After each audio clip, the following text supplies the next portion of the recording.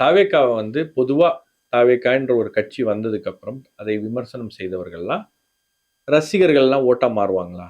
அவங்க பார்க்க வந்தாங்க, கேட்க வந்தாங்க. கேட்க கூட வரல, பார்க்க வந்தாங்க, கூட்டம் கலைந்து போயிடும் அப்படின்லாம் பேசுனாங்க. இது எல்லாமே பெருவாரியான ஊடக விவாதங்கள்ல பேசக்கூடியவர்கள் அந்த விமர்சனங்களை தொடர்ச்சியாக அவங்க வச்சிட்டு இருக்காங்க.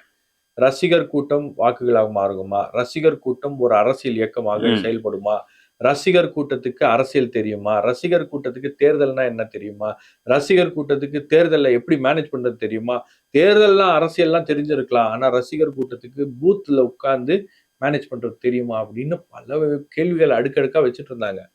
ஆனா இதெல்லாம் வந்து இந்த விமர்சனங்கள் எல்லாம் வந்து கேட்டுட்டு இருந்த தாவேகாவினர் ஏதோ ஒரு இடத்துல அந்த விமர்சனத்துக்கு அவனும் வந்து இதெல்லாம் பண்ணணும் அப்படின்னு கத்துக்கிட்டு இருக்கான் அப்படின்னு பாக்குறேன். என்னை பொறுத்த வரைக்கும் நேத்து நடந்த இந்த போலிங்ல தேர்தல்ல திமுக பூத் ஏஜென்ட்ஸ் களப்பணியாளர்களுக்கு ஈக்குவலா களத்துல நின்னது தாவேகா. அதிமுக கூட பல இடங்கள்ல வந்து பெரிய அளவுல ஒரு இன்ட்ரெஸ்ட் எல்லாம் காட்டல. பல இடங்கள்ல தாவேகா சண்டை போடும்போது அதிமுக ஜாயின் பண்ணிக்கிறாங்க கூட. ஆமா, பல இடங்கள்ல பிரச்சனை வந்தது வந்து திமுக நடந்துச்சு. பல இடத்துல பிரச்சனைகள் வந்தது வந்து திமுக வெர்சஸ் தாவேகா தான். களம் என்பது திமுக வெர்சஸ் தாவேகா அப்படின்னு விஜய் சொன்ன மாதிரியே அந்த களத்தை அவர்கள் உருவாக்கி இருக்கிறார்கள். அதே மாதிரி உங்களுக்கு வந்து நீங்க எங்க போனீங்கன்னாலும் உங்களுக்கு இந்த விஜய் மாதிரியே வெள்ளை சட்டை அந்த கலர் பேண்ட்டை போட்டுட்டு உட்கார்ந்து இருக்காங்க பசங்க.